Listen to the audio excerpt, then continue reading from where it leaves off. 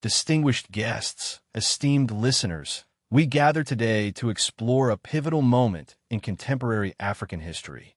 Our narrative unfolds amidst the grandeur and, perhaps surprisingly, the tension of a high-level African summit, a gathering intended to foster unity and collaboration across the diverse nations of our continent. This summit, a beacon of hope for Pan-African progress, became the unexpected stage for a dramatic encounter that would reverberate far beyond its hallowed halls. At the heart of our story stand two prominent figures: Ibrahim Traoré, the determined and relatively young leader of Burkina Faso, a nation grappling with complex internal challenges and striving for stability, and Bola Ahmed Tinubu, the seasoned president of Nigeria, a regional powerhouse and a significant player on the global stage. Their contrasting backgrounds and leadership styles set the stage for a confrontation that would challenge preconceived notions of African leadership and redefine the very essence of diplomatic engagement. The atmosphere preceding the incident was thick with anticipation. High-stakes negotiations, discussions on critical economic partnerships, and debates on vital security concerns had already set a tense undercurrent beneath the surface of official cordiality. The weight of expectations, the complexities of political alliances, and the simmering resentments of historical grievances all contributed to a palpable sense of unease, a premonition that the summit's carefully constructed facade of unity might soon crumble. The stage was set for an unforeseen clash, a confrontation that would illuminate the strengths and vulnerabilities of African leadership in the 21st century. And it is to this pivotal moment, this clash of wills and ideologies, that we now turn our attention. The subsequent events, as we will soon discover, would not only reshape the dynamics of this particular summit, but also ignite a broader conversation about the future direction of the African continent. The precise words exchanged during the alleged insult remain subject to varying interpretations and accounts. However, multiple sources suggest that President Tinubu's remarks were dismissive and condescending towards President Traoré, undermining his authority and implicitly questioning the legitimacy of his leadership. While the exact phrasing remains debated, the consensus points to a clear breach of diplomatic decorum. The tone, according to several eyewitness accounts, was sharp and patronizing, a stark contrast to the expected formality of such a high-profile international gathering. Several factors might have contributed to President Tinubu's actions. Some analysts suggest a possible attempt to assert Nigeria's regional dominance, a reflection of long-standing power dynamics within ECOWAS and the broader African political landscape. Others point to potential disagreements concerning Burkina Faso's recent political trajectory, particularly its relationship with other regional actors. Still others posit that the incident might have stemmed from a personal animosity or a misunderstanding fueled by cultural differences or misinterpretations. Whatever the underlying motivation, the impact was undeniable. The alleged insult, regardless of its precise wording, served to escalate tensions and cast a shadow over the summit's stated goals of unity and collaboration. It's crucial to approach this sensitive matter with due diligence, acknowledging the limitations of available evidence and the potential for biases in reported accounts. While we strive to present a balanced perspective, the lack of a universally accepted transcript or official statement necessitates a cautious approach to definitive conclusions. Nevertheless, the impact of the alleged insult remains undeniable, setting the stage for President Traoré's remarkable response and the subsequent shift in the summit's narrative. The incident itself serves as a potent reminder of the delicate balance of power and the ever-present potential for friction within even the most carefully orchestrated international dialogues. The subsequent events, however, would prove to be far more consequential than the initial insult itself. Faced with a potentially explosive situation, President Traoré's response was nothing short of extraordinary. Instead of engaging in a tit-for-tat exchange that could have further escalated tensions and detracted from the summit's objectives, he chose a different path, the path of strategic silence. His reaction, or rather, his lack thereof, was a masterclass in controlled diplomacy. Observers noted his composure, His body language betrayed no hint of anger or resentment. He remained outwardly calm, his expression betraying little emotion.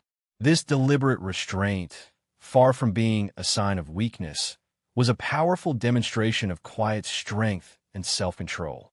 In the face of provocation, he chose not to stoop to the level of his aggressor, refusing to engage in a public spectacle that would only serve to fuel further division. The strategic value of Traoré's silence is multifaceted. Firstly, it diffused the immediate tension, preventing a public confrontation that could have irreparably damaged the summit's proceedings. Secondly, it denied President Tinubu the satisfaction of provoking a reactive response, undermining the intended impact of the insult. By refusing to engage in a verbal sparring match, President Traoré effectively seized control of the narrative, shifting the focus from the insult itself to his own composed and dignified response. Finally, his silence projected an aura of self-assured authority, subtly highlighting the contrast between his calm demeanor and the apparent petulance of his counterpart. This strategic non-reaction transcended mere politeness. It was a calculated move that ultimately served to elevate his stature and strengthen his position on the world stage. His silence spoke volumes, far more eloquently than any retort could have. The impact of this calculated silence would be felt far beyond the immediate confines of the summit. President Traoré's response transcended a mere reaction to an insult. It became a powerful statement about leadership, dignity, and the power dynamics inherent in international relations. His composed demeanor, his refusal to engage in a public spat, served as a potent counter-narrative to the expected response, a reactive outburst mirroring the aggression. By choosing silence, he subtly subverted the power dynamic, refusing to allow President Tinubu to dictate the terms of the engagement. The power of his silence lay in its implicit challenge to the established narrative of African leadership, often characterized by boisterous displays of authority and a tendency towards fiery rhetoric. Traoré's quiet strength offered a compelling alternative, demonstrating that true leadership can manifest in composure and self-control, even under immense pressure. His actions implicitly suggested that dignity, rather than dominance, should be the defining characteristic of African leadership in the 21st century. His composed response was not simply a personal triumph. It resonated with a deeper yearning for a more respectful and equitable approach to inter-African relations. His actions subtly challenged the long-standing hierarchy within regional organizations like ECOWAS, suggesting that smaller nations need not always defer to the perceived authority of larger, more influential players. The quiet dignity displayed by President Traoré became a powerful symbol, inadvertently inspiring a reassessment of leadership styles across the continent and prompting a reflection on the true meaning of strength and influence. His actions, more than any words, conveyed a message of quiet strength and unwavering dignity, a compelling alternative to the often aggressive and confrontational dynamics that have historically characterized African politics. This subtle yet profound shift in the narrative would have far-reaching consequences. President Traoré's response extended far beyond a passive reaction to the alleged insult. It was a proactive and strategically calculated move designed to reshape the economic landscape of West Africa. Following the incident, and with remarkable composure, he unveiled a bold proposal: a new trilateral trade agreement between Burkina Faso, Mali, and Guinea, bypassing the established regional organization, ECOWAS. This unexpected maneuver stunned the Nigerian delegation and sent ripples throughout the summit. The proposed agreement aimed to foster closer economic ties between the three nations, focusing on streamlined trade processes, reduced tariffs, and collaborative infrastructure development. It focused on areas of mutual benefit, such as agricultural exchange, mineral resource sharing, and the development of shared energy grids. The details of the proposal, while not fully disclosed publicly, suggested a significant departure from traditional regional economic models, prioritizing national sovereignty and direct cooperation between participating states. The implications of this proposal are profound. By circumventing ECOWAS, President Traoré effectively challenged the existing power dynamics within the organization, highlighting the growing discontent among some member states concerning its perceived inefficiencies and lack of responsiveness to the needs of its smaller members. The move represents a significant step towards greater economic independence for the participating nations, reducing their reliance on established trade routes and institutions. It also signals a potential shift in the regional power balance, empowering smaller nations to pursue their economic interests more directly and assertively. This bold initiative, born from a response to perceived disrespect, demonstrates a strategic vision that transcends mere reaction and points towards a future where African nations forge their own economic destiny. The long-term effects of this ambitious proposal remain to be seen, but its immediate impact on the summit's dynamics was undeniable. President Traoré's proposal for a new trade agreement, bypassing ECOWAS, carries significant implications for the future of African sovereignty and challenges the existing power structures within the regional organization.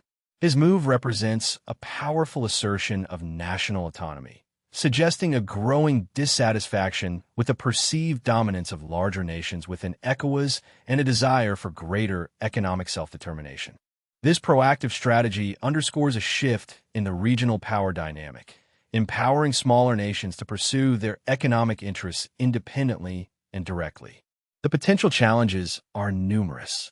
The new agreement could face resistance from ECOWAS, potentially leading to trade disputes and economic isolation. Furthermore, the success of the trilateral agreement hinges on the effective coordination and cooperation between Burkina Faso, Mali, and Guinea, requiring strong political will and effective governance. The absence of a robust regional framework might also expose the participating nations to external economic pressures and make them more vulnerable to global market fluctuations. However, the opportunities are equally compelling. The new agreement could serve as a model for future regional collaborations, demonstrating the viability of alternative approaches to economic integration and fostering a more equitable distribution of economic benefits. It could also stimulate economic growth within the participating nations by promoting specialization, reducing trade barriers, and attracting foreign investment. Furthermore, the success of this initiative could embolden other African nations to explore similar models, challenging the established order and promoting a more decentralized, participatory approach to regional cooperation. The long-term success of this bold initiative will depend on several factors, but its significance as a challenge to existing power structures and a step towards greater African sovereignty is undeniable. It represents a potential turning point, forcing a reassessment of regional cooperation and the role of individual nations within the broader African context.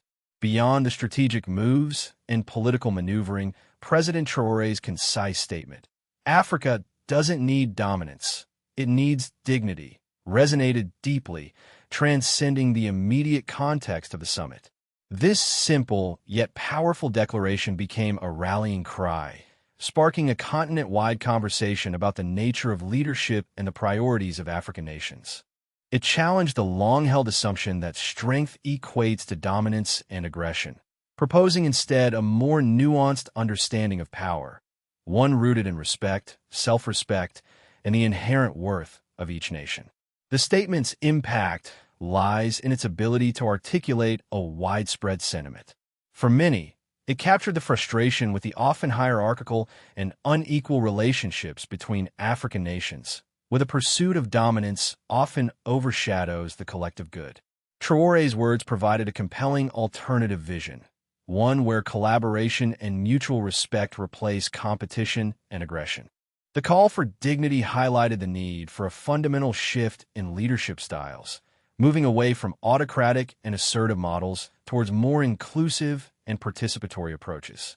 This statement prompted a significant reevaluation of priorities across the continent. It encouraged a reconsideration of the means by which African nations pursue their objectives, urging a shift from a focus on power projection and control towards a greater emphasis on collaboration, mutual understanding, and the preservation of the dignity of all African states. The statement's enduring power lies in its simplicity and its ability to encapsulate a fundamental aspiration for a more equitable and respectful future for Africa. It serves as a reminder that true strength lies not in dominance, but in the collective pursuit of dignity and the unwavering commitment to a shared vision. President Traoré's actions at the summit have sparked a critical reassessment of traditional notions of African leadership. His response, marked by calculated silence and a subsequent proactive strategy, stands in stark contrast to the often observed power dynamics within African politics, where assertive displays of dominance and aggressive rhetoric are sometimes perceived as indicators of strength. Traoré's approach, characterized by quiet strength and strategic action, presents a compelling alternative model, one that prioritizes dignity, composure, and long-term strategic gains over immediate displays of power. The traditional paradigm of African leadership, often rooted in colonial legacies and influenced by international power structures, has frequently emphasized forceful assertion and a competitive pursuit of national interests. This approach, while understandable within a context of historical struggles, often leads to strained relationships between nations and impedes the progress of collective goals. Traoré's actions offer a significant departure from this model, demonstrating that effective leadership can be achieved through quiet diplomacy, strategic planning, and a commitment to building collaborative relationships. His response to the alleged insult, characterized by a calculated silence that diffused tension and undermined his aggressor, showcases the power of self-control and the strategic advantages of measured responses. His subsequent proposal of a new trade agreement, bypassing established structures, demonstrates a willingness to challenge the status quo and pursue alternative pathways toward national goals. This approach, rooted in a deep understanding of the political landscape and a clear vision for the future, contrasts sharply with the more impulsive and reactive behaviors that have sometimes defined African political interactions. Traoré's actions suggest a new paradigm of leadership, one that values quiet strength, strategic thinking, and a commitment to dignity above all else. This new model offers a path toward a more collaborative and prosperous future for Africa. President Traoré's actions at the summit present a complex and multifaceted impact on the pursuit of African unity and cooperation. His decision to bypass ECOWAS in forging a new trade agreement simultaneously challenges and potentially strengthens the concept of regional integration. While it could be interpreted as a fracturing of existing structures, it also highlights a growing desire for more agile and responsive mechanisms for cooperation tailored to the specific needs of participating nations. The potential for both positive and negative consequences necessitates a nuanced analysis. On the one hand, his actions risk undermining the established framework of ECOWAS, potentially leading to fragmentation and hindering broader regional cooperation initiatives. The creation of parallel structures might divert resources and dilute efforts toward achieving shared goals, potentially undermining the effectiveness of existing institutions designed to promote economic development and political stability. Furthermore, the perceived rejection of ECOWAS could exacerbate existing tensions and distrust among member states, creating further obstacles to collaborative efforts. On the other hand, Traoré's approach could serve as a catalyst for reform within ECOWAS and other regional organizations. By demonstrating the possibility of alternative approaches to regional cooperation, his actions might encourage a reassessment of existing structures and processes, leading to greater inclusivity, responsiveness, and effectiveness. The success of the trilateral agreement could inspire similar initiatives, fostering a more dynamic and decentralized approach to regional integration, better suited to the diverse needs and priorities of African nations. Ultimately, the long-term impact on African unity will depend on how the international community and African nations themselves respond to this challenge. It will require a careful balancing act between respecting national sovereignty and fostering collaborative efforts towards shared goals. President Traoré's actions at the African Summit carry significant implications for the ongoing struggle for true African independence and sovereignty. His decision to bypass ECOWAS in establishing a new trade agreement represents a powerful assertion of national autonomy and a direct challenge to neocolonial influences that have historically constrained African nations' ability to chart their own economic and political courses. By prioritizing national interests and forging alliances outside established frameworks, Traoré demonstrates a commitment to self-determination that resonates deeply with many across the continent. The pursuit of genuine independence extends beyond mere political freedom. It encompasses economic self-reliance and the ability to shape one's destiny without undue external influence. Traoré's approach directly confronts the legacy of neocolonial structures that often perpetuate economic dependency and hinder the development of indigenous capabilities. His actions serve as a reminder that true sovereignty requires not only political freedom, but also the capacity to make independent economic choices, free from the constraints of imposed frameworks or external pressures. The establishment of the Trilateral Trade Agreement signifies a bold step toward reclaiming economic agency and forging partnerships based on mutual respect and shared interests. It signals a willingness to challenge existing power dynamics and forge new pathways toward economic development, free from the constraints of outdated or ineffective regional organizations.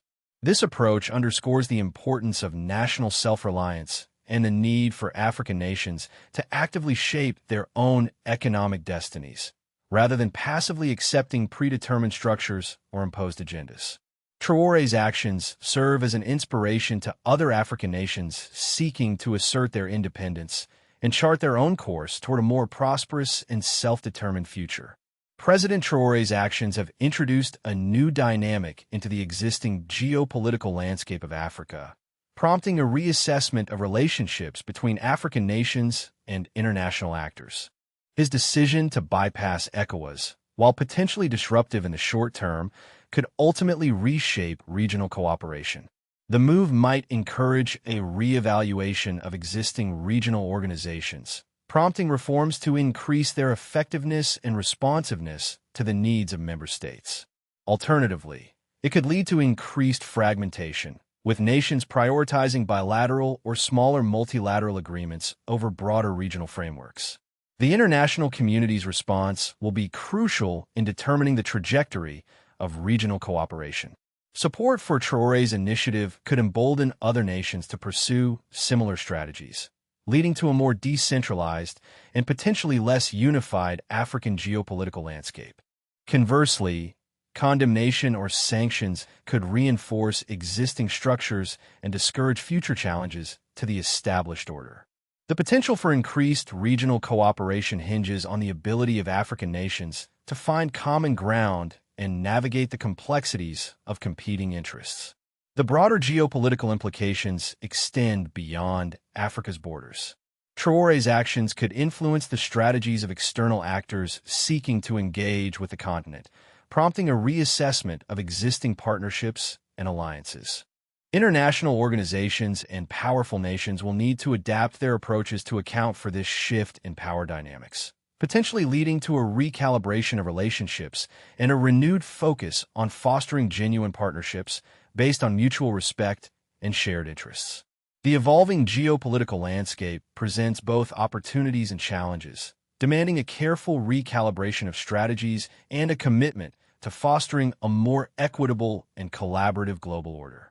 President Traoré's strategic move to bypass ECOWAS and forge a new trilateral trade agreement has created a ripple effect, potentially reshaping the landscape of alliances and partnerships across Africa. His actions could inspire a wave of similar initiatives, fostering closer collaboration between nations with shared goals and priorities. This could lead to the emergence of new, more agile, and responsive alliances focused on specific economic or political objectives. The potential for increased collaboration among like-minded African nations is significant. The formation of these new partnerships could empower African nations to negotiate more effectively on the global stage, leveraging their collective strength to achieve better outcomes in trade negotiations, security collaborations, and other areas of mutual interest.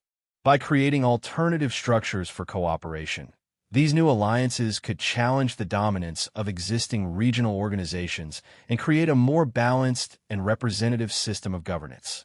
The potential exists for a more dynamic and decentralized approach to regional integration, better suited to the diverse needs and priorities of African nations. Moreover, the focus on self-determination and economic independence inherent in Traoré's strategy could attract nations seeking to escape the constraints of neo-colonial influence or unresponsive regional bodies. This could lead to the formation of alliances based on shared values and a commitment to mutual respect and cooperation. Such alliances could become powerful forces for positive change, promoting sustainable development, economic growth, and political stability across the continent. The long-term impact of Traoré's actions on the formation of new alliances remains to be seen, yet the potential for increased collaboration and a more equitable distribution of power within Africa is undeniably significant. President Traoré's response to the alleged insult provides a compelling case study in effective leadership, demonstrating the potent combination of quiet strength, strategic action, and dignified composure. His decision to remain silent in the face of provocation was not a sign of weakness, but rather a calculated strategic move that diffused tension and ultimately undermined his aggressor.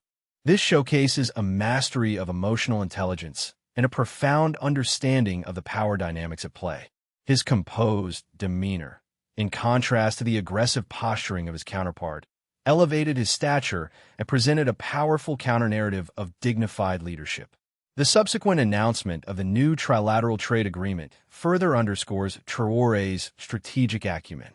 This bold move, bypassing established regional structures, demonstrated a willingness to challenge the status quo and forge new paths toward economic independence. It was a decisive action born from a deep understanding of the political landscape and a clear vision for his nation's future. The success of this strategy hinges not only on political maneuvering, but also on a sophisticated understanding of economic levers and the ability to cultivate strong, mutually beneficial relationships. This case study highlights the importance of quiet strength as a leadership quality. It demonstrates that true power does not always manifest as aggressive posturing or assertive dominance. Instead, it can be found in the ability to remain calm under pressure, to make strategic decisions based on careful assessment, and to project an aura of confident composure that inspires respect and trust. Traoré's actions serve as a powerful example for aspiring leaders across Africa and beyond, highlighting the effectiveness of a leadership style that values dignity, strategic thinking, and a commitment to national sovereignty above all else. President Traoré's actions at the African Summit hold the potential to serve as a catalyst for a significant shift in African leadership paradigms. His approach, prioritizing dignity, sovereignty, and collaboration over dominance and conflict, offers a compelling alternative to traditional models of assertive leadership. This could inspire a new generation of leaders who recognize the power of quiet strength, strategic thinking, and respectful engagement in achieving national and continental goals. The emphasis on collaboration, rather than confrontation, could foster a more unified and prosperous Africa. Traoré's quiet diplomacy, coupled with his decisive actions in forging a new trade agreement, challenges the notion that assertive behavior is the only pathway to influence and power. His example demonstrates that effective leadership can be achieved through strategic planning, skillful negotiation, and a commitment to upholding national dignity. This resonates deeply with many Africans who have long yearned for leaders who prioritize the well-being of their people over personal ambition or aggressive posturing. This new model of leadership could foster a more inclusive and equitable distribution of power across the continent. The potential impact extends beyond Africa's borders. Traoré's approach could inspire leaders in other developing nations to adopt a more collaborative and less confrontational approach to international relations.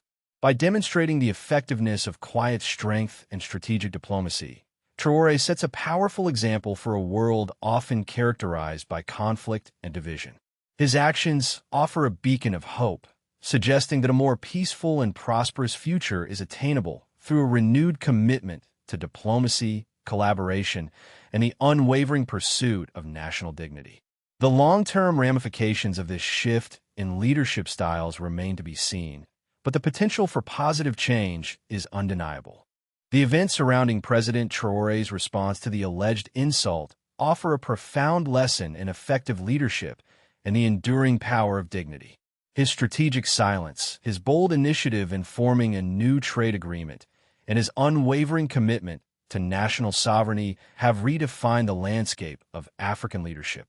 This incident serves as a pivotal moment, potentially marking a turning point in how African nations navigate regional cooperation and assert their independence on the global stage. Traoré's actions highlight the importance of quiet strength, strategic planning, and the cultivation of respectful relationships in achieving national goals. His response was not merely a reaction to a perceived slight. It was a calculated move designed to advance Burkina Faso's interests while simultaneously challenging the existing power dynamics within the African Union. His emphasis on dignity and collaboration offers a compelling alternative to traditional models of assertive leadership, suggesting a path towards a more peaceful and prosperous future for the continent. The long-term consequences of Traoré's actions remain to be seen, but the potential for positive change is significant. His example could inspire a new generation of African leaders who prioritize collaboration, mutual respect, and the pursuit of national sovereignty over aggressive posturing and conflict. His legacy, therefore, is not simply one of a successful response to a diplomatic challenge, but one that embodies a vision for a more unified, independent, and prosperous Africa, built on the foundation of dignity and mutual respect. This vision offers a hopeful outlook for the continent and its place in the global community.